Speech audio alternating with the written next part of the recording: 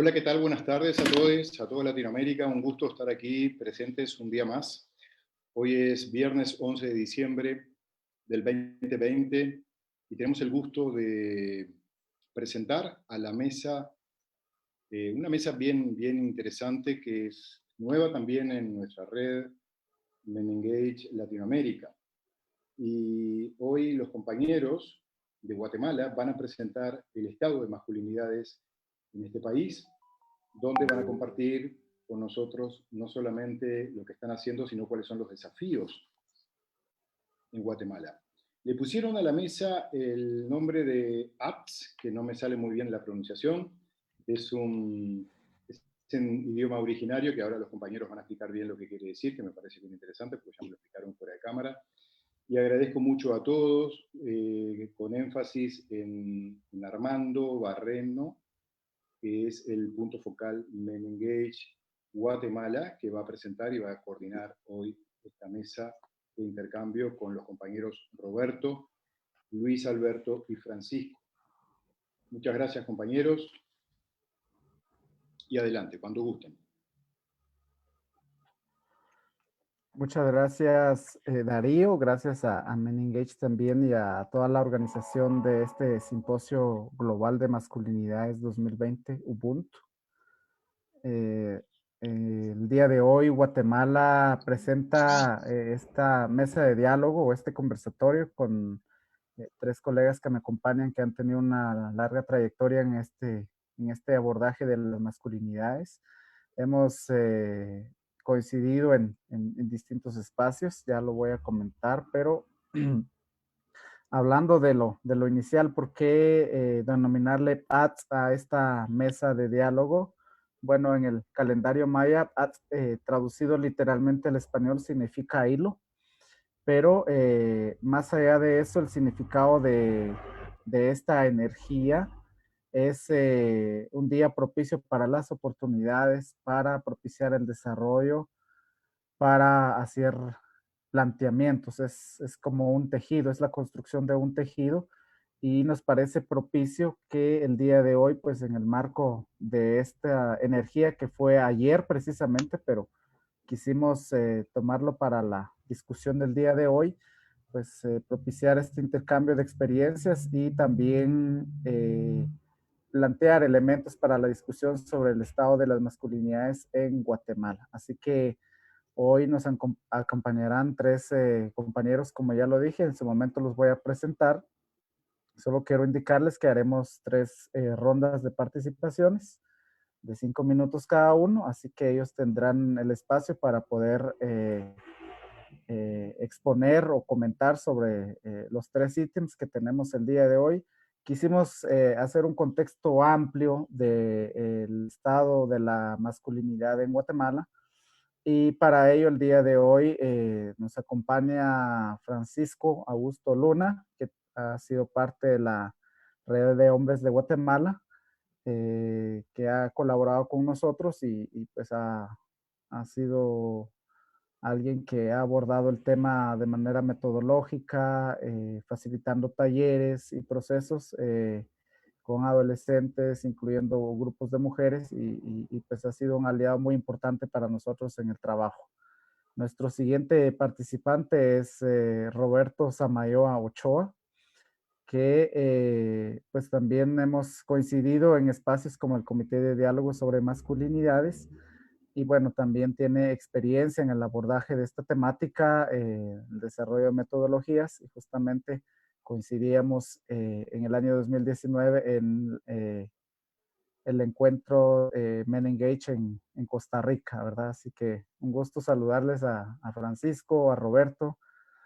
También el día de hoy nos acompaña Luis Alberto de León Tobar, que él también ha estado trabajando en espacios enfocados especialmente en la niñez y adolescencia. En un espacio denominado Mesa Nacional en Favor de las Niñas y Adolescentes hemos podido coincidir. Y Beto, como de cariño le conozco, pues también es una persona que ha luchado en favor de promover los derechos de las niñas y las adolescentes en Guatemala. Así que creo que tenemos puntos en común, espacios en común, y el día de hoy pues vamos a tratar de poner para la discusión estos temas. Así que, sin más, yo quisiera ya dejarles el espacio y vamos a iniciar con un primer ítem que nosotros queremos conversar con ustedes y es sobre el contexto histórico y social de la masculinidad en Guatemala. Hay muchos elementos importantes, incluso no olvidando o no dejando de lado la historia, recordemos que no muy lejano hemos superado, entre comillas, un conflicto armado de más de 36 años que empleó el miedo y la represión en contra de la población como manera para controlarla, como manera para reprimirla. Y bueno, creo que es parte de esa discusión la que queremos hacer el día de hoy. Así que voy a iniciar con Francisco para que nos pueda comentar sobre este contexto histórico y social de la masculinidad en Guatemala. Así que adelante, Francisco. Gracias, colegas y académicos de alto nivel, ¿verdad? Que nos permiten pues, estar acá discutiendo este tema súper importante, ¿no? Pues yo, para analizar un poquitito esta situación del contexto histórico de las masculinidades en Guatemala, yo quisiera partir con una pregunta tan sencilla y tan básica. Eh, ¿Por qué decimos que somos hombres? Gracias, colegas y académicos de alto nivel, ¿verdad? Que nos permiten. ¿Por qué decimos que somos hombres? Muchas veces y en muchos casos acá en Guatemala, esta es una palabra que en realidad la mayoría de hombres pues no le encontramos el sentido concreto, ¿no? En saber en realidad por qué decimos que somos hombres. Cuando a las personas, principalmente a los hombres, pues empezamos a cuestionar estas situaciones en cuanto a su virilidad o a su hombría, pues es un motivo de ofensa, ¿no? Y este contexto pues viene desde antaño. Y cuando cuestionamos esta simple pregunta con los hombres, pues empezamos a escuchar respuestas como, por ejemplo, bueno, yo soy hombre porque no soy mujer, ¿no? Yo soy hombre porque no soy gay, o soy hombre porque me gustan las mujeres, soy hombre porque no lloro. Y este es un contexto, no solo acá en Guatemala, es un contexto donde se construye una masculinidad en contra de lo femenino. Y esta situación nos hace a nosotros como hombres adoptar ciertas características para demostrar, pues, como lo dije, nuestra hombría, nuestra virilidad, ¿verdad? Y evitar ser objeto de,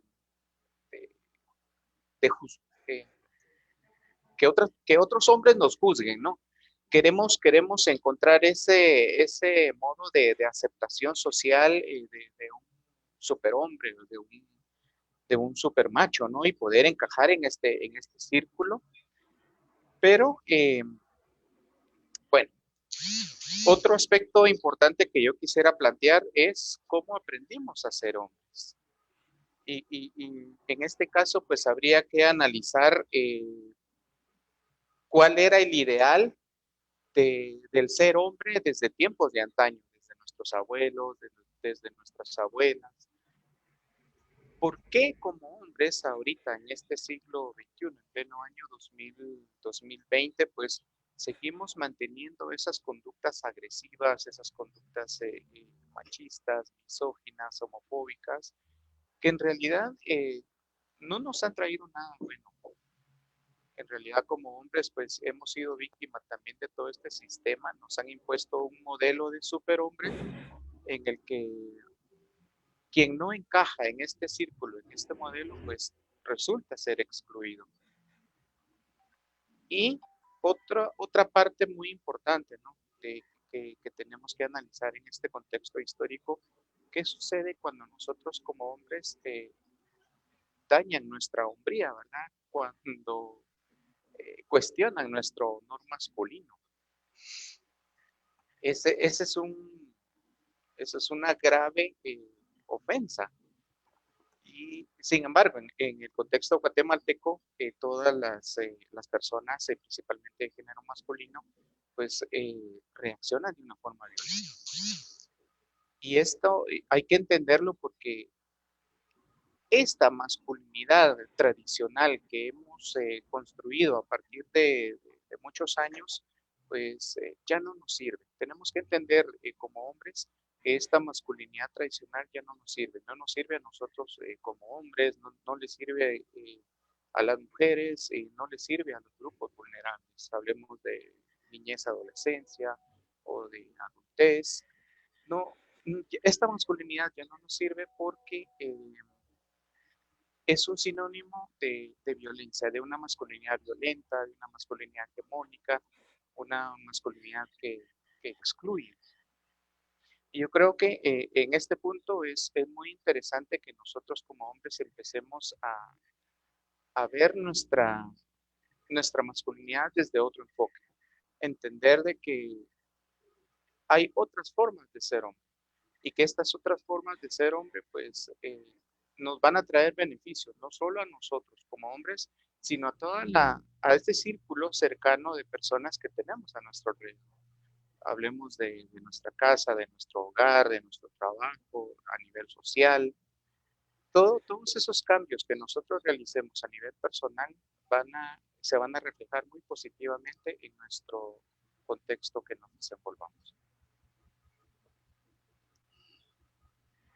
Muchas gracias, Francisco, por compartir estos comentarios, estos planteamientos que sin duda, pues creo que todos los días deberíamos cuestionarnos qué es ser hombre y cómo aprendimos. Somos conscientes que hay diversos factores que influyen en la construcción de nuestra masculinidad y debemos ir identificando esos factores que nos van moldeando para bien o para mal. Voy a dejarle el espacio entonces ahora a Roberto Samayoa para que también nos pueda dar sus comentarios, sus impresiones sobre ese contexto histórico y social de la masculinidad en Guatemala. Adelante, Roberto.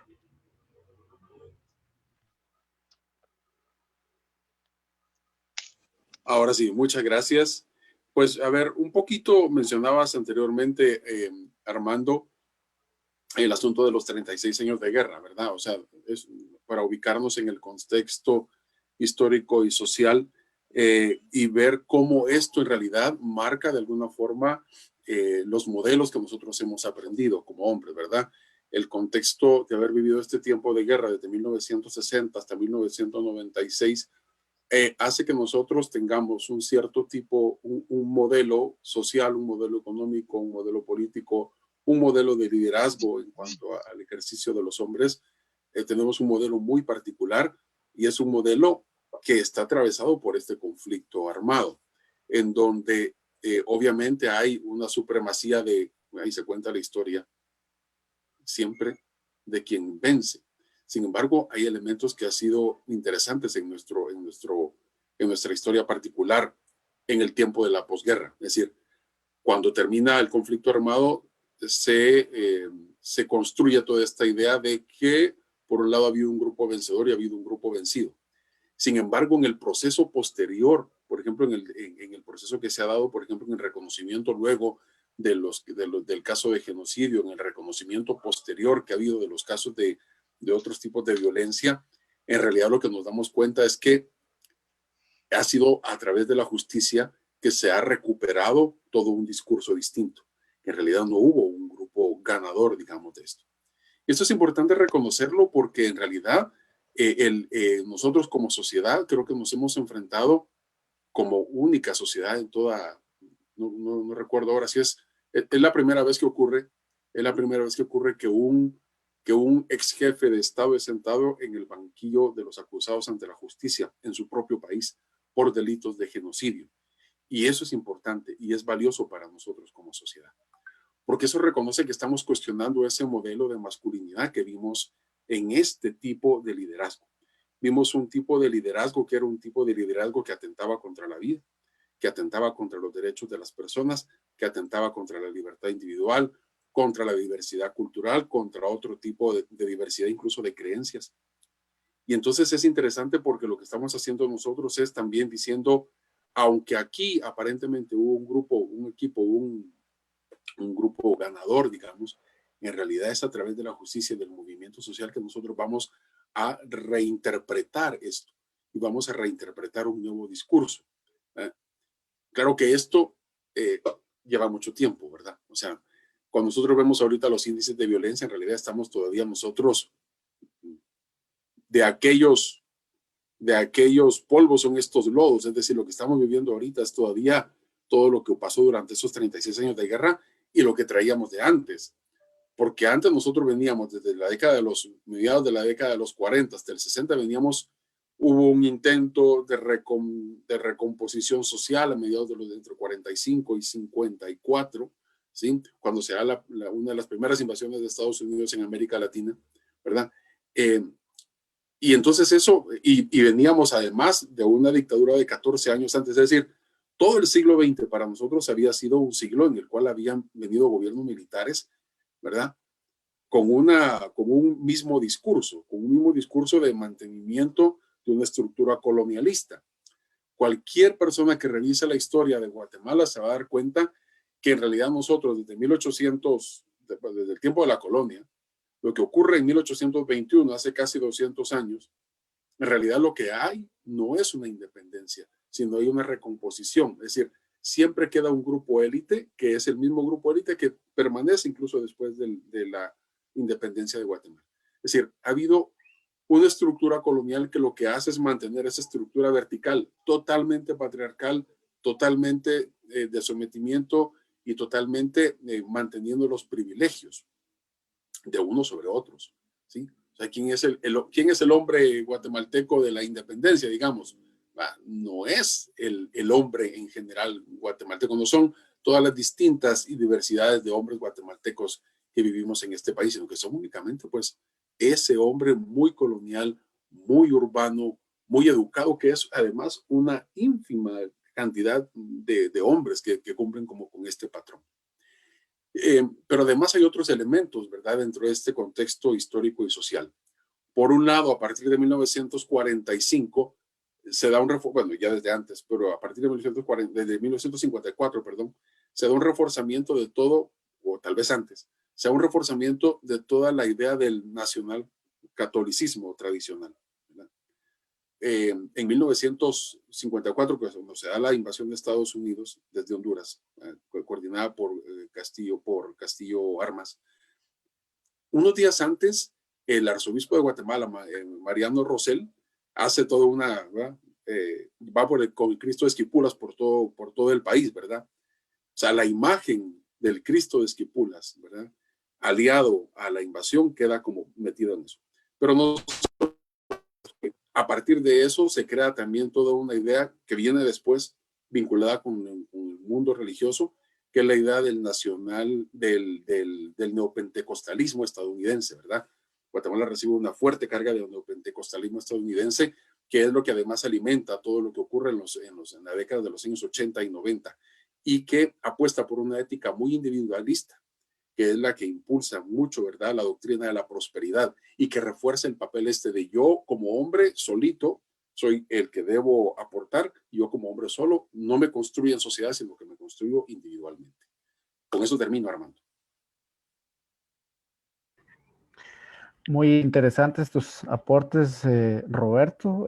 Sin duda, la era de la posguerra o la era de la paz que vivimos ahora, pues creo que es un falso espejismo, ya que todo esto no es más que pues algo que los mismos de siempre, un pequeño grupo de poder que controlan la política, la economía y todo lo demás en el país, pues han propiciado para que el día de hoy, pues no podemos decir que tengamos un país en paz plena, sino que una muestra de ello es la situación que estamos viviendo actualmente, la coyuntura política y también esa cultura violenta que actualmente vivimos en el país. Si bien ya no estamos en un conflicto armado, pero la violencia delincuencial, la violencia intrafamiliar no cesa en nuestro país, incluyendo hoy en día con el tema de la pandemia, que esto ha agudizado, pero tal vez ya en el siguiente bloque lo vamos a mencionar, pero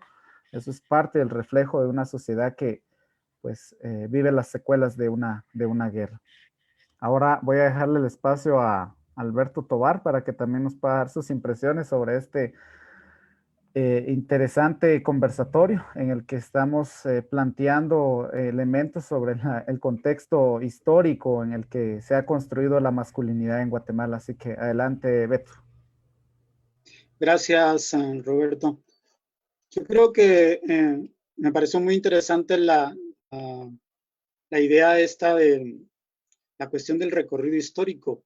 Y yo creo que yo agregaría a estos aportes como a las imágenes, ¿no?, que se van manejando en esta historia construida desde aparentemente de los que han vencido, y que se va reflejando también en la formación educativa de la niñez y la adolescencia alrededor de la historia, ¿verdad? La idea del caudillismo, la idea del caudillismo que se vende, que se enseña en las aulas aún en Guatemala, están fortalecidas por esos elementos del blanco, ¿verdad? Del hombre blanco que tiene el poder, ¿verdad? Y que se refleja en la formación educativa de las generaciones. Y ahí vemos también, ¿verdad?, las diferenciaciones y roles que la sociedad a nivel de la historia, dentro de lo religioso, lo político, lo cultural, se van reflejando, ¿verdad? Artistas que son más renombrados son hombres. Escritores que son también galardonados son hombres. Y va recayendo esa imagen del caudillismo también en la parte de la política, ¿verdad? La mayor parte de los presidentes en Guatemala han sido hombres. Hasta hace poco podemos estar hablando de mujeres que ya van haciendo política y que pues a lo sumo van llegando a la vicepresidencia, pero ahí solo aquellas mujeres que cumplen aquellos roles o características impuestas por una masculinidad impuesta, por el machismo en ese sentido, que impera. Entonces, solo aquellas mujeres que cumplen los roles o las imágenes que el machismo impone o el patriarcado son aceptadas. Y las mujeres en ese sentido lo van entendiendo en alrededor de la historia. Aquellas que puedan tener poder pues y que van luchando por acceder al poder son las que cumplen las funciones machistas. Y el caudillismo en ese sentido podemos decir que tiene características racistas, coloniales, ¿verdad?, de prepotencia. La mayor parte de los presidentes y funcionarios públicos se caracterizan por ese elemento de la prepotencia, la imposición. Y no digamos, por ejemplo, una obra célebre que habla sobre el señor presidente Miguel Ángel Asturias, ¿no?, en donde habla de un presidente que realmente tiene todas las características del caudillismo, ¿verdad? En Guatemala va aprendiendo y va bebiendo de esa formación ideológica, política, de la prepotencia desde los caudillistas. Siento que en ese sentido quería recalcar ese elemento porque también se enseña en la parte de la educación formal, esos elementos a la niñez y a la adolescencia. La educación en general va cumpliendo esos roles militaristas también, ¿verdad? De prepotencia, de violencia, de agresividad como elemento único de característica del ser hombre, ¿verdad? Entonces esas cuestiones se van enseñando y se van recalcando alrededor de la historia, aun cuando también, por ejemplo, la doble moral, esa doble moral que también la manejan los caudillistas, ¿verdad? Que tienen una esposa muy cristiana o una familia muy cristiana, pero que por otro lado son infieles o tienen varias mujeres. Y ese elemento, si uno va repasando la historia de los presidentes en Guatemala, es la que se impone, ¿verdad? Y entonces se refleja y se hace como un esquema de cómo ser el que manda en la familia y cómo ser el que manda en las comunidades. Y ahí vemos, por ejemplo, que alrededor de la historia, durante la guerra, las patrullas de autodefensa civil fueron marcadas por ese tipo de formación. o los cocodes o los comités en las comunidades también eran formados bajo esa estricta formación militar. El muchacho que va a dar servicio militar regresa con una actitud como la del coronel, como la del caudillo, ¿verdad? Esa es su visión y regresa a la comunidad con esa característica ya aprendida, asumida, ¿verdad? Y la comunidad lo acepta porque al final esa es la parte en la cual hemos estado y sido formados como sociedad, ¿verdad?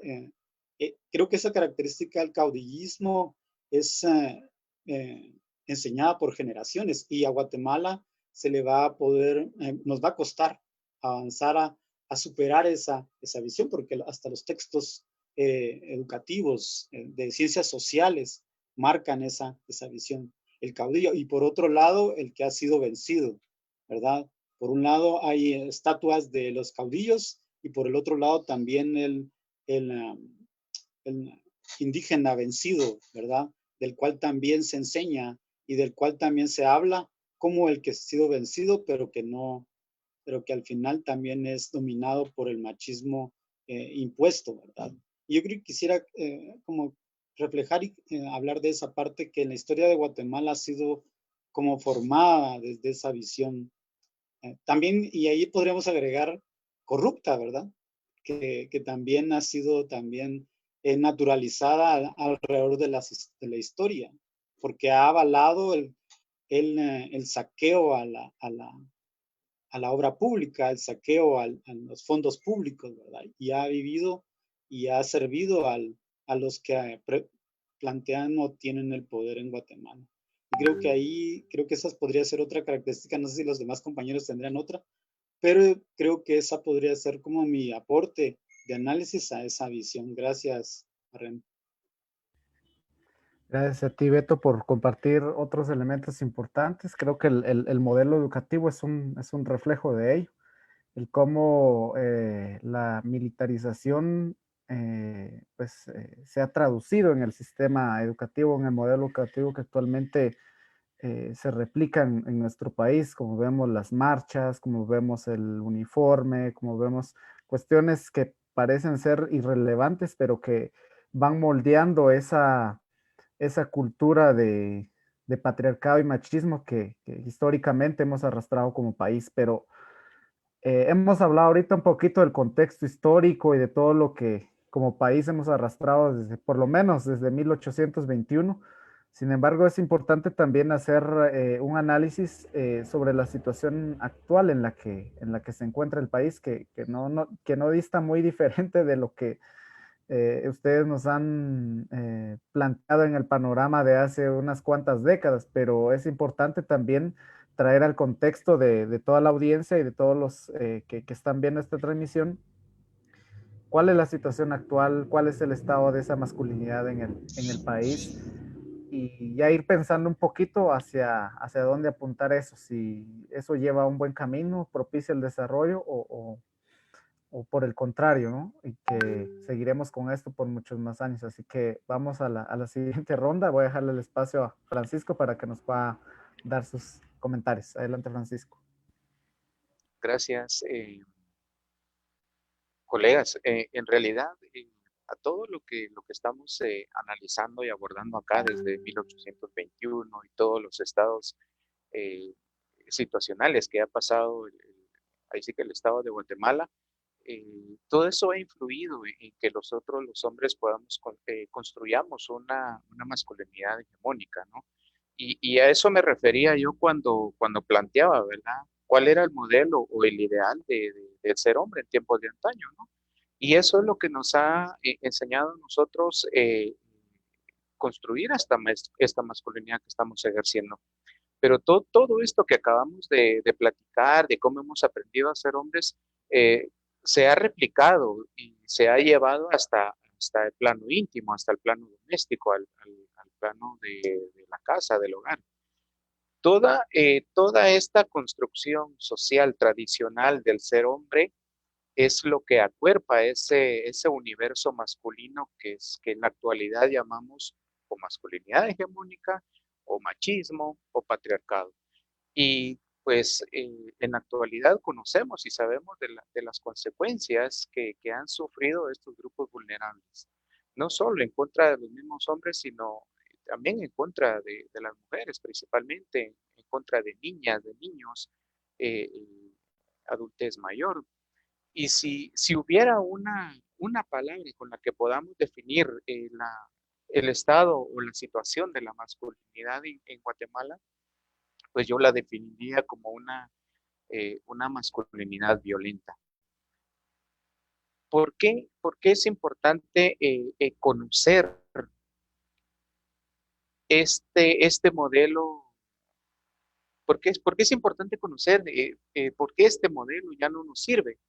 Porque esta masculinidad pues tiene consecuencias, como ya lo he venido repitiendo, consecuencias no solo para nosotros los hombres, ¿verdad? Sino también para las mujeres, niñas, niños, sino que esta masculinidad se construye en un modelo que se impone y que se reproduce y, y- y prácticamente como que obliga a los hombres a practicar esta identidad de género y de una forma obligatoria, como que nosotros como hombres tenemos que encajar en ese perfil de hombre macho, de hombre violento, porque si no, pues con todo el contexto histórico que hemos venido analizando, pues eh, en algún momento pues vamos a tener que ser excluidos de todo, ya que no encajamos, ¿verdad? En este modelo de hombre macho.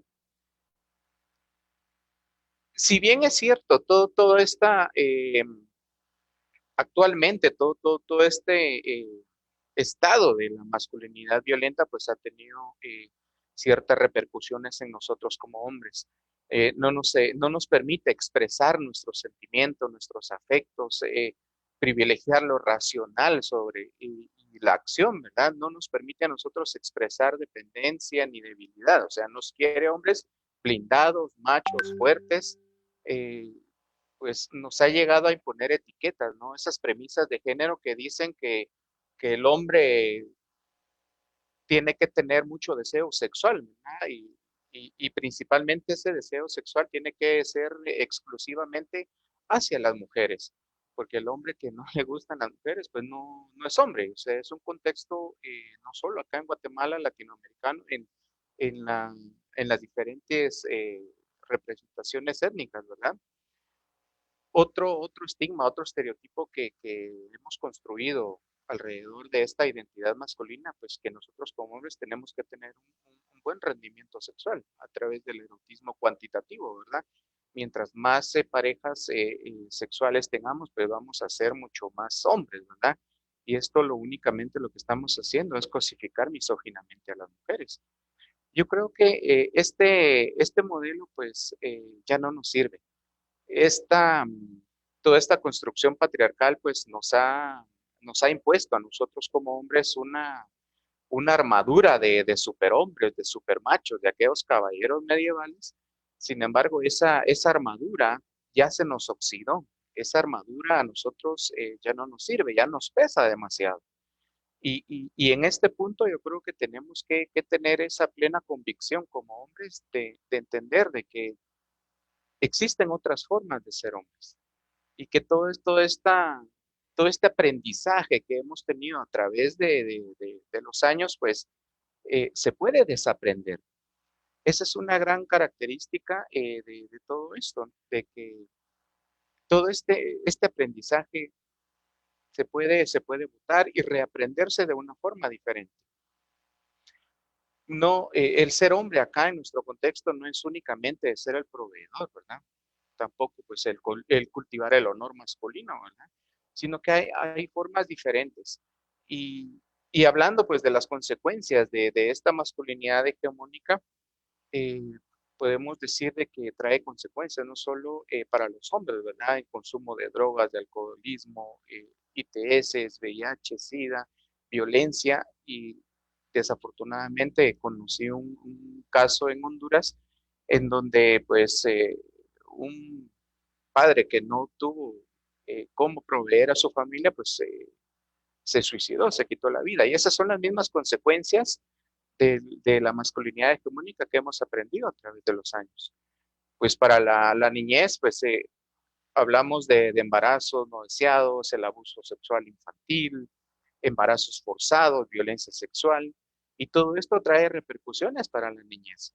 Todo esto tenemos que analizarlo como hombres, qué estamos haciendo y cómo estamos mejorando nuestro entorno. Para las mujeres, pues esta masculinidad es sumamente eh, inservible ya, dado que pues son las que padecen todos los estigmas de la violencia, humillaciones, mortalidad materna, embarazos no deseados, acoso, que eso es muy constante acá en Guatemala, depresión, ansiedad. Y yo creo que toda esta construcción que hemos hecho de nuestra masculinidad hegemónica, pues ha conllevado elevados costos sociales y económicos, no solo para nosotros de forma personal, sino para el Estado de Guatemala, ya que todos estos costos económicos limitan el desarrollo económico para el país. Limita el desarrollo económico, pero a la vez limita el desarrollo y el poder crecer como personas.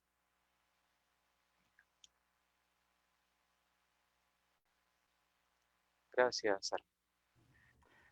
Gracias, Francisco, por compartir estos elementos. Sin duda, este modelo masculino actual no solamente no es propicio o no beneficia a las mujeres, sino también a los propios hombres. Y creo que el reflejo de ello es el tema del consumo de drogas, alcohol y más allá de eso, por ejemplo, los accidentes de tránsito en su mayoría se dan justamente por el consumo de estos estupefacientes, pero en su mayoría por hombres. Y bueno, creo que al final también esa parte hay que visibilizarla, pero vamos a dejarle el espacio a Roberto también para que nos dé sus impresiones sobre esto.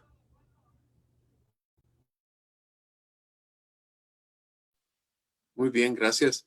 A ver, si hablábamos del estado de la masculinidad en Guatemala, yo diría que el estado para la masculinidad tradicional me parece que fuera óptimo, porque, o sea, tenemos varios elementos, ¿verdad? O sea, el asunto del ejercicio de violencia contra niñas y niños. Me imagino que eso Beto va a hablar un poquito más, el asunto de los embarazos forzados y todo esto.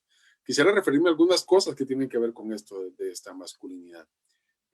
Uno es la migración, ¿verdad? Tenemos tanto la migración externa como la migración interna, ambas por razones socioeconómicas, ¿no?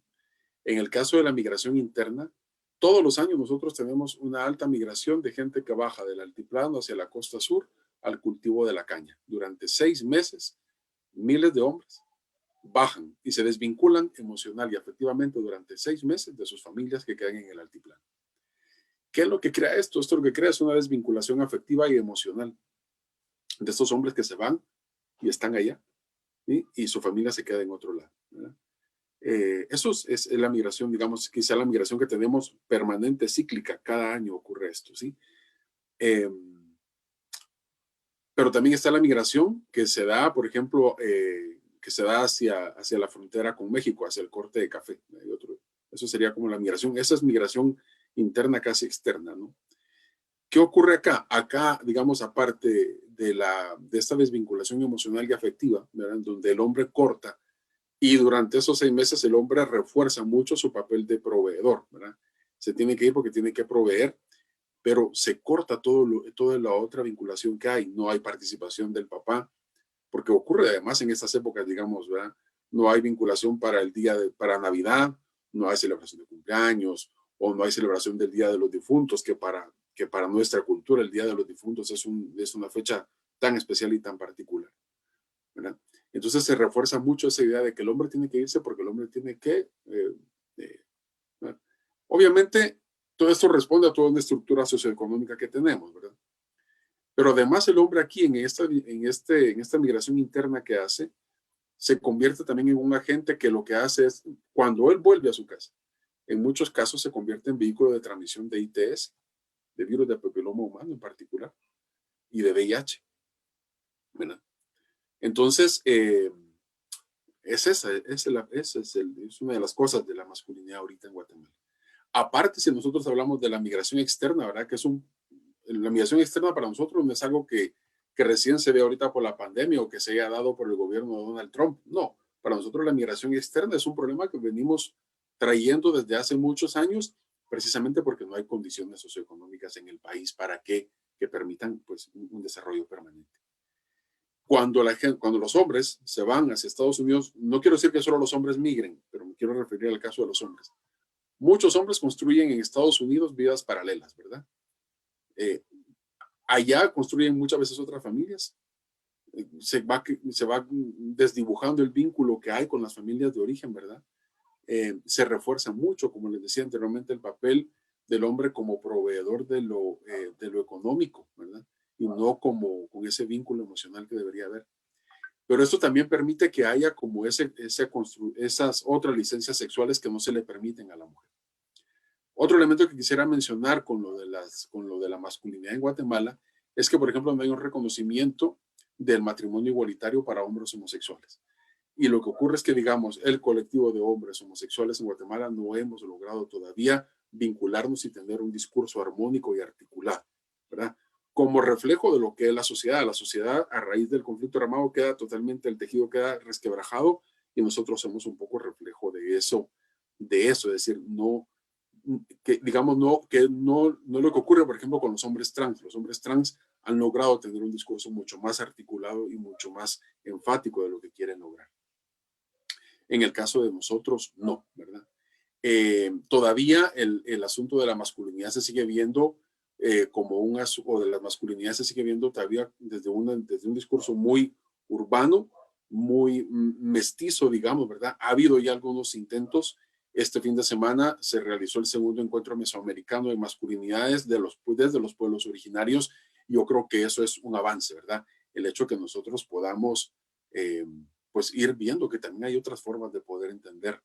Y probablemente uno de los mayores retos que va a tener el poder entender estas otras visiones de las masculinidades, uno de los mayores retos va a ser cómo confrontar, cómo entender el asunto de las culturas, ¿verdad? Creo que eso es un reto grande que tenemos nosotros que queremos como aportar a las masculinidades en Guatemala. Yo ahí me quedo, Armando. Muchas gracias. Gracias, Roberto. Tal vez como una experiencia sobre este tema de la migración que mencionabas, era justamente en uno de los monitoreos a servicios de salud que realizamos al momento de consultar al puesto de salud sobre los métodos de planificación familiar y su disponibilidad. Una enfermera nos decía, aquí los hombres en la comunidad, cuando regresan del corte de caña, pasan al puesto de salud, pero a llevarse preservativos, por ejemplo, porque ya van de regreso a la costa. Entonces es un reflejo de lo que mencionabas con el tema de las ITS, tener vidas paralelas, pero eso justamente viene en respuesta a un modelo masculino tradicional, digamos, por cumplir con un rol, el de proveedor económico, pero también el de tener que, lo decía Francisco en su intervención, el tener que recurrir a que por ser hombre, pues tengo que de alguna manera desahogarme, tengo que buscar a alguien que pueda, pues, de alguna manera acompañar esa situación, ¿verdad? Entonces, se dan todas estas cuestiones justamente por todo ese modelo tradicional que nos ha moldeado y que se replica en estos espacios en Guatemala. Así que vamos a dejarle el espacio a Beto para que nos pueda comentar también sobre esta situación y también el tema de la niñez, que es muy importante, hablar un poquito de los embarazos actuales en el país. Adelante, Beto.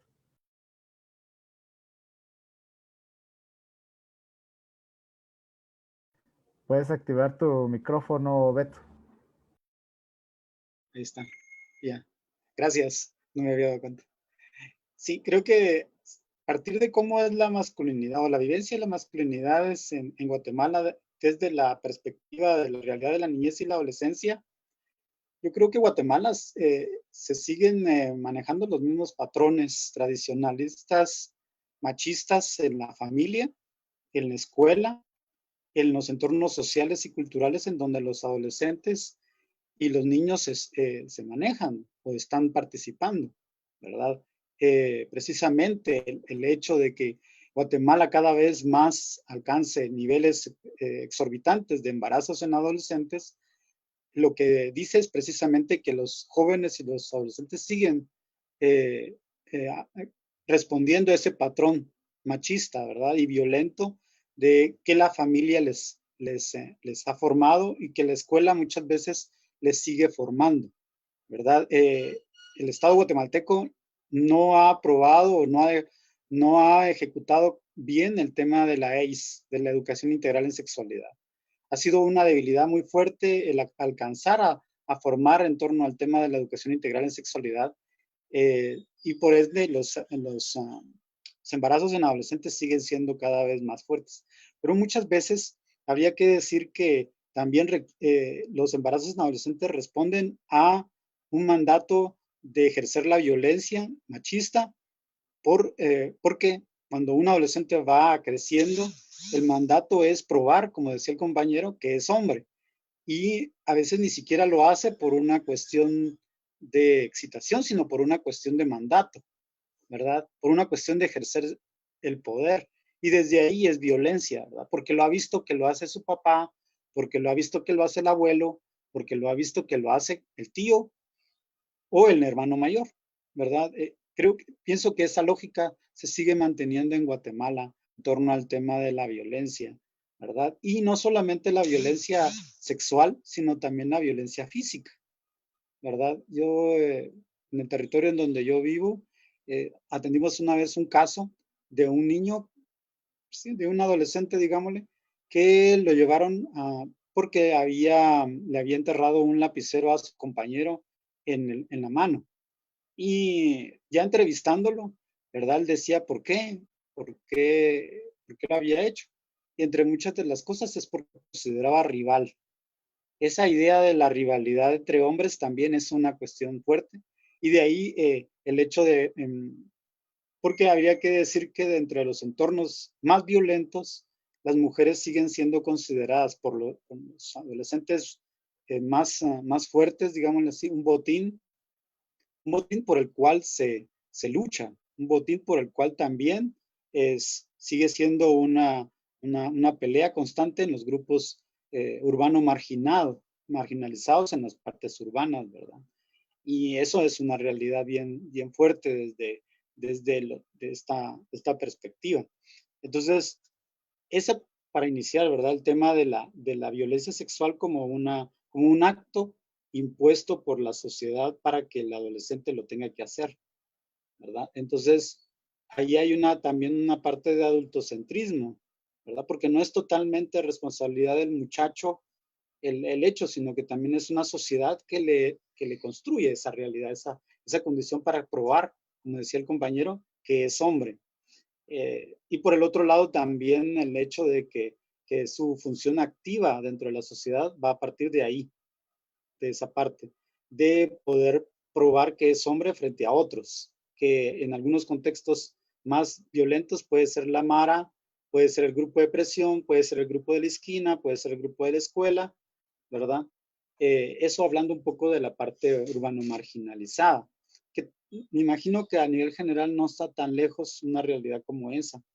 Y el machismo en ese sentido se impregna, ¿verdad? Entonces, y el hecho también de no responder a su responsabilidad paterna, porque en algunos momentos también eso también es una obligación, ¿verdad? El embarazo a la muchacha, pues, tienen el embarazo y hay familia que inmediatamente tiene que responder, es su obligación, ¿verdad? Otra imposición, ¿verdad?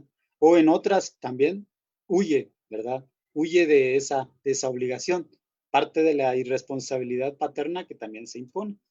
Entonces, esa es un poco la realidad, a mi parecer, que habría que también decir que está siendo como imposición y violenta, ¿verdad?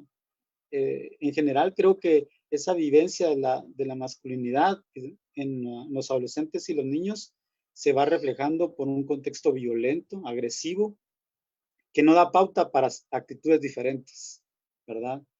Pero por otro lado también está la lucha de la comunidad LGBTI que se ha hecho presente y que también le confronta a esta sociedad esa actitud machista. Y por el otro lado también está las comunidades y organizaciones feministas que también cada vez más están haciéndose ver y entonces se va viendo como confrontada a una sociedad machista, ¿verdad? A la cual se le exige cambiar, ya sea por ley o por exigencia, ¿verdad? Y yo creo que eso sí habría que decirlo. En Guatemala estamos en ese entronque de la presión de las organizaciones sociales, que yo siento que es un elemento interesante para partir a un cambio más adelante de una mejor vivencia de la masculinidad. Pues Gracias, ese Beto. más o menos sería Ah, mi elemento. no, muchas gracias, Beto. Y como complemento a tus aportes, quiero mencionar que de acuerdo a los datos que maneja el Observatorio en Salud Sexual y Reproductiva, OSAR, hasta el 4 de noviembre tenemos 90.936 embarazos registrados en adolescentes. De estos, 4.105 son en niñas de 10 a 14 años. Y la mayoría de estos casos, me atrevo a decir, son perpetrados por los mismos familiares. Entonces, como lo dijiste, Beto, el tema de los embarazos responden a un mandato social, una clara muestra del ejercicio del poder en contra de las mujeres. Y el tema de los embarazos, solo el tema de estos embarazos en adolescentes son un reflejo de ello. Quisiéramos ahondar aún más en estos temas porque nos parecen a nosotros que son muy amplios y pues hemos dado unas pinceladas sobre lo que pues a lo largo de la experiencia y trayectoria hemos conocido y hemos vivido. Y me parece importante también, y ahora sí vamos a ser un poquito cortos en esto porque ya estamos casi en el último bloque. Voy a pedirles a ustedes que puedan compartir con toda la audiencia, de acuerdo a su experiencia también, de acuerdo a todo lo que hemos conversado sobre el modelo educativo, el modelo político, el modelo económico, eh, ¿cuáles son esos principales retos y desafíos que tiene esa masculinidad en Guatemala para que, lejos de ser una masculinidad que promueva la violencia o que promueva la desigualdad entre hombres y mujeres, promueva el desarrollo en el país, pero un desarrollo basado en la justicia social, un desarrollo basado en el respeto a los derechos humanos? ¿Cuáles serían esos principales retos y desafíos que como sociedad tenemos, que como Estado se tiene, o desde la perspectiva que ustedes quieran enfocarlo? Así que vamos a hacer una ronda de 2 minutitos porque ya estamos sobre el cierre del espacio que tenemos. Así que vamos con Francisco, por favor. Gracias, Armando. En este sentido, en cuanto a los retos y desafíos, yo quisiera plantear una pregunta, una interrogante que tal vez nos pudiéramos hacer nosotros, los hombres, no solo acá en Guatemala, sino a nivel Latinoamérica, ¿no? Eh, ¿Qué pasaría si los hombres decidiéramos, si así lo quisiéramos, ¿verdad? Practicar una masculinidad diferente. Yo quiero que meditemos un par de segundos en ese sentido, ¿no? Eh, Imaginar otros escenarios que sí son posibles. Y esos escenarios yo los quiero dividir en dos. El primer escenario sería que nosotros como hombres pudiéramos tener una decisión genuina de transformar ese imaginario social de lo que significa ser hombre. Encontrar ese punto, ¿verdad? Ese punto de quiebre, ese punto donde convergen nuestros privilegios como hombres y empezar a cuestionar nuestras conductas masculinas. En la medida que nosotros como hombres empecemos a identificar esta transformación, pues llevar esa transformación personal a un segundo escenario. Este segundo escenario yo lo llamaría el trabajo personal, llevarlo al trabajo colectivo. Y en la medida que nosotros como hombres empecemos a transformar nuestra identidad masculina, pues empezar a trabajar con otros hombres, en otros espacios, con otros escenarios y empezar a convencer a otros hombres que practicar otras formas de ser hombre es muy beneficioso, no solo para nosotros como hombres, sino también para nuestro entorno, nuestra comunidad, nuestra casa, nuestro hogar. Y yo a nivel personal quisiera compartirles algo muy, muy personal, muy particular. No sé si me dará un espacio de poder compartir esta pantalla. Yo quisiera compartirles, no sé si me pueden ver ahí la pantalla, mi presentación. Sí, parece que está compartiendo, pero todavía no vemos el contenido, Francisco. Ok, perdón, creo que está un poquitito lento Ahí mi está, transmisión. ahí está. Pero, ok, yo a nivel personal, cuando yo como hombre entendí de que las conductas que yo tenía estaban produciendo consecuencias graves a mi entorno, yo como hombre decidí poner un alto a todo esto y empezar a trabajar en mí.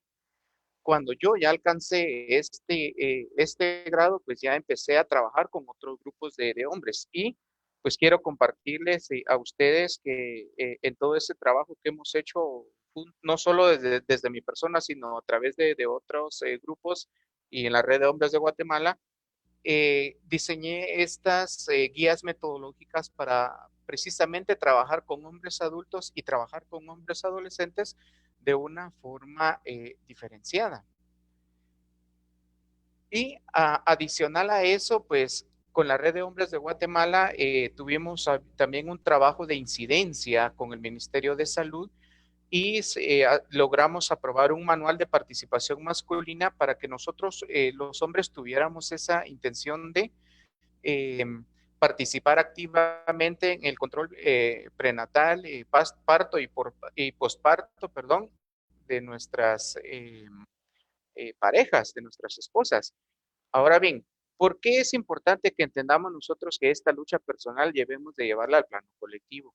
Y es ahí donde vamos a empezar a ver estos verdaderos cambios, esos cambios que nosotros pretendemos a nivel personal y nacional, ¿no? Como país.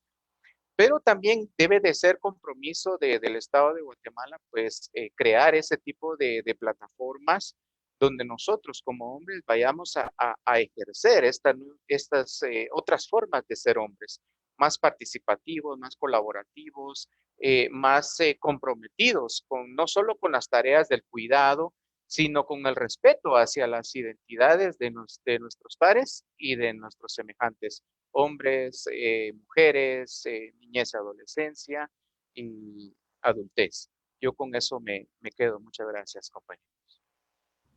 Muchas gracias, Francisco. Sin más, vamos con Roberto, por favor. Gracias. Dos cosas que quisiera mencionar es que para mí uno de los retos para las masculinidades en Guatemala es que podamos vincularnos desde la injerencia que podamos tener en las acciones estatales con la educación de la primera infancia o de la educación preescolar. Para mí es fundamental, creo yo, por donde deberíamos también, para hacerlo de forma más estratégica. Y lo otro es, un reto grande es poder hacer la vinculación entre lo que tiene que ver la rendición de cuentas y la transparencia con una forma distinta desde las nuevas o desde las distintas masculinidades, porque eso nos ayuda a poder replantear muchas cosas. Si seguimos nosotros alimentando políticas y estados corruptos desde una masculinidad tradicional, vamos a seguir teniendo los mismos resultados. Eso sería, Armando. Muchas gracias, Roberto. Y ahora vamos con Beto, por favor.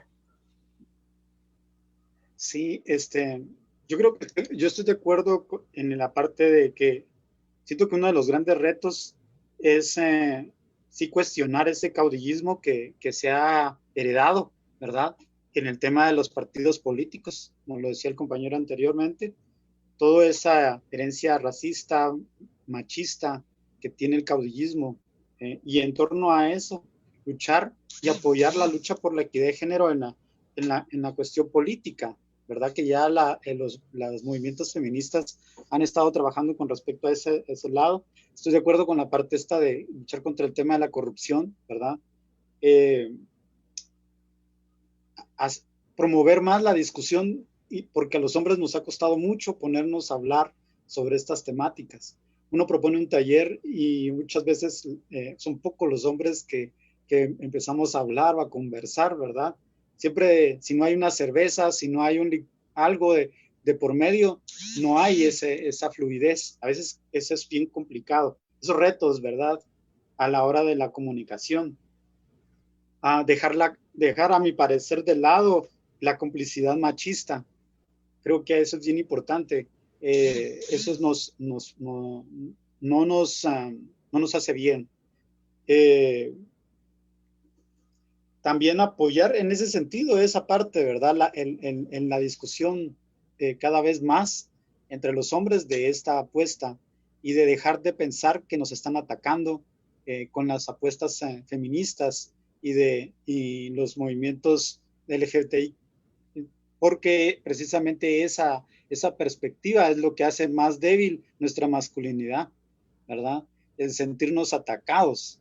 Entonces, en vez de empezar a pensar y empezar a cuestionarnos entre nosotros mismos esas desigualdades, esa cuestión de violencia que ejercemos, tanto a todo nivel, ¿verdad? Desde la perspectiva educativa, de niñez, política, cultural, ¿verdad? Familiar, que eso es bien importante. A mi parecer, yo creo que ese sería un reto que podemos avanzar.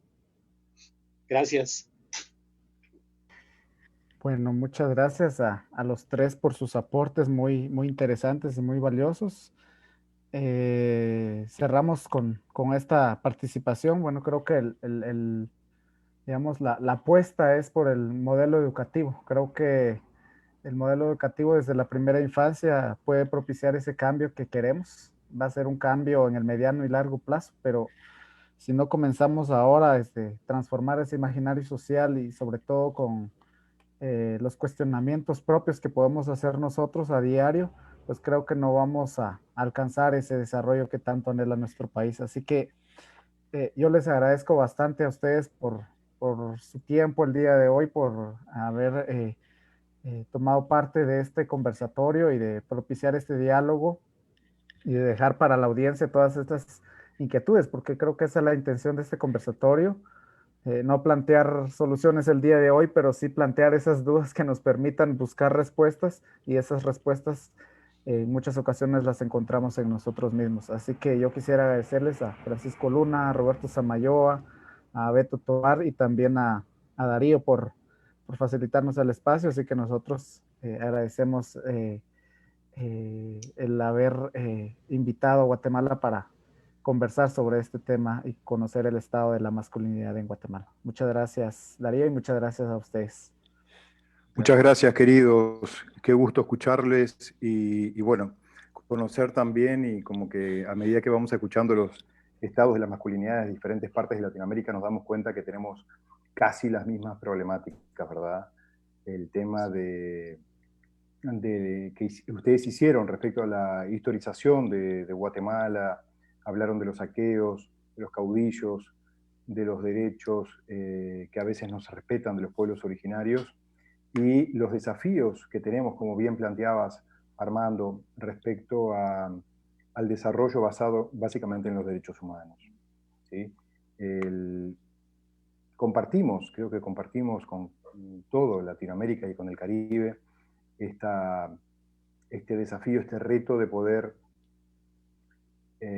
desarrollar una salud sexual y una salud reproductiva masculina más consciente, más saludable, poder trabajar en la prevención de la violencia basada en género, también en el primer nivel de atención, el primer nivel de atención que es la promoción de salud, la prevención de violencia, esta hipersexualidad que hablaba también el compañero, bueno, el tema de las maras en Guatemala, que también es un problema como pasa en Centroamérica, y al igual que en El Salvador y en Honduras, ¿verdad?